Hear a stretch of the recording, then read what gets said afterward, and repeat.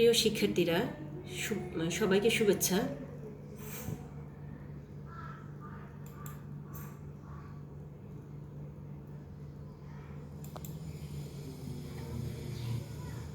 আজ পড়াবো সপ্তম অধ্যায় মানব শারীর তত্ত্ব, চলন ও অঙ্গ চালনা, মানব অস্থি পর্যবেক্ষণ।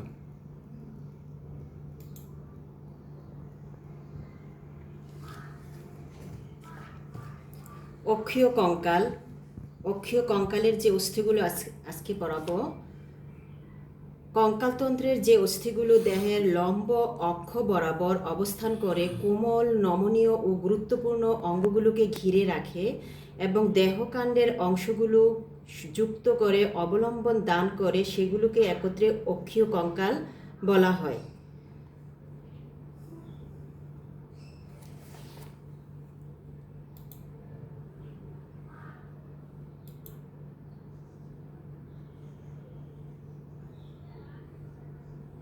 ছবিগুলো দেখো, মানব অস্থি পর্যবেক্ষণ।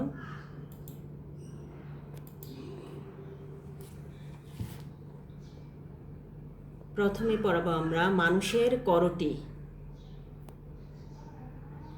করটির ছবিটাতে দেখতে পাচ্ছি আমরা উপরের দিকে কপালের যে অস্থি, ফ্রন্টাল অস্থি, প্যারাইটাল অস্থি, চারকোণাকার, চারটি অংশে বিভক্ত টেম্পোরাল অস্থি, এরপর স্ফেনয়েড অস্থি, অ্যাথময়েড অস্থি।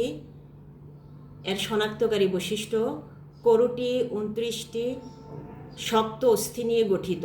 এদের মধ্যে রয়েছে করটিকার 8টি, মুখমণ্ডলের 14টি, মধ্যকর্ণ ও কণ্ঠার 6টি ও 1টি হাইওয়েড অস্থি। করটিকার অস্থিগুলো সূচার সন্ধির মাধ্যমে দৃঢ়ভাবে সংলগ্ন থাকে। এরপরে মানুষের মেরুদণ্ড। আমরা ছবিতে দেখতে পাচ্ছি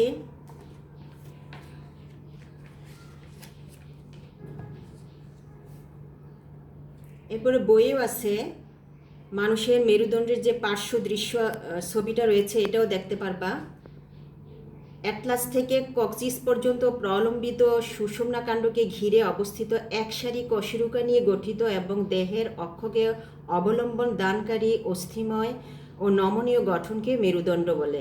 মেরুদণ্ডকে শির দ্বারা স্পাইন এবং স্পাইনাম কলামও বলা হয়ে থাকে। 33টি অনিয়ত আকৃতির অস্থিখণ্ড নিয়ে মেরুদণ্ড গঠিত। মেরুদণ্ডের প্রত্যেকটি অস্থিখণ্ডকে কশেরুকা বলা হয়।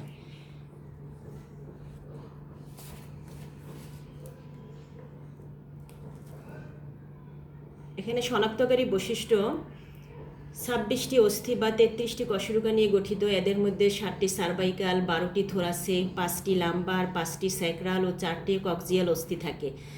পরপর 2টি কশেরুকার সেন্ট্রামের মধ্যে আন্তঃকশেরুকীয় চাকতি থাকে এবং একটি ছিদ্র থাকে।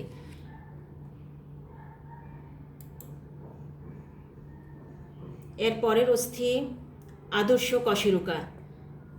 এটার চিত্র ভালো করে শিখতে হবে এবং এর শনাক্তকারী বৈশিষ্ট্য: আমরা প্রথমে ছবিটা দেখি। আদর্শ কশেরুকার চিত্র। উপরে spinous process, transverse process, lamina, superior articular process, pedicle. এরপরে ছিদ্র, যে এটা ভার্টিব্রাল ফোরামেন, নিচের অংশ এটা দেহ। প্রত্যেকটা অংশের নামগুলো মুখস্থ রাখতে হবে। এর শনাক্তকারী বৈশিষ্ট্য: সেন্ট্রাম ছোট কিন্তু চওড়া, নিউরাল ছিদ্র বড় ও ত্রিকোণাকার, ট্রান্সবার প্রসেস অগ্র এবং পশ্চাৎ টিউবারকল থাকে। প্রতি পার্শ্বে প্রি এবং পোস্ট জাইগোপোফাইসিস মিলে স্তম্ভের মতো একটা গঠন সৃষ্টি করে। ছবিটা ভালো করে শিখলে, অংশগুলা মনে রাখলে বৈশিষ্ট্যটা লেখা যাবে। এরপরের অস্থি অ্যাটলাস। অ্যাটলাসের ছবিটা আঁকতে হবে এবং অংশগুলো মনে রাখতে হবে। ভার্টিব্রাল ফোরামেন, যে বড় একটা গহ্বর আছে ভিতরে, এর পাশে ট্রান্সবার ফোরামেন, ট্রান্সভার্স প্রসেস এবং সুপিরিয়র আর্টিকুলার ফেসেট। এর শনাক্তকারী বৈশিষ্ট্য: সেন্ট্রাম বা দেহ দেখতে রিং আকৃতির। কেবল অগ্র এবং পশ্চাৎ আর্চযুক্ত। ভার্টিকুলার প্রসেস নেই। পার্শ্বীয় খণ্ডে সুপিরিয়র ও ইনফিরিয়র আর্টিকুলার ফ্যাসেট রয়েছে। ট্রান্সবার প্রসেসটা বড় আকৃতির, ট্রান্সভার্স ফোরামেন যুক্ত।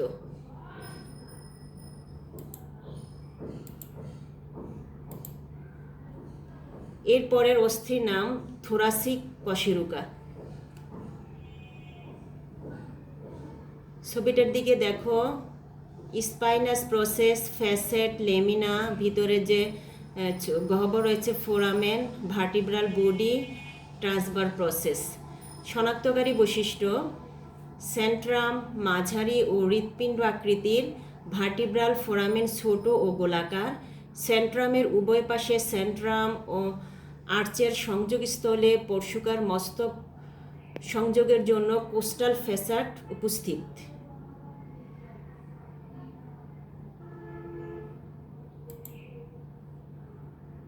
এর পরের অস্থি লাম্বার কশেরুকা।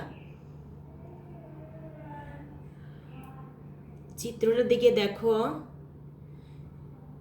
উপরের দিকে spinous process, lamina, transverse process, spinal canal, দেহ, spinal cord, pedicle, superior articular facet.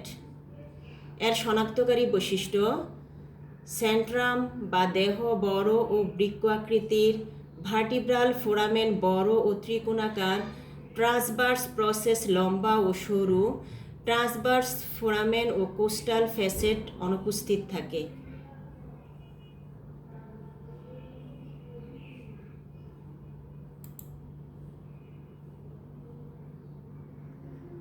এরপরের অস্থি শ্রোণীদেশীয় ও পুচ্ছদেশীয় কশেরুকা।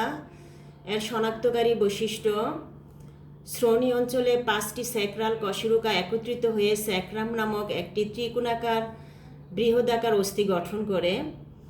স্যাক্রামের দেহে 4 জোড়া ছিদ্র রয়েছে, যার মধ্য দিয়ে শিরা, ধমনী, স্নায়ু প্রভৃতি পেলভিসে প্রবেশ করে। কক্সিক্সের সম্মুখতল অবতল এবং পশ্চাৎতল উত্তল।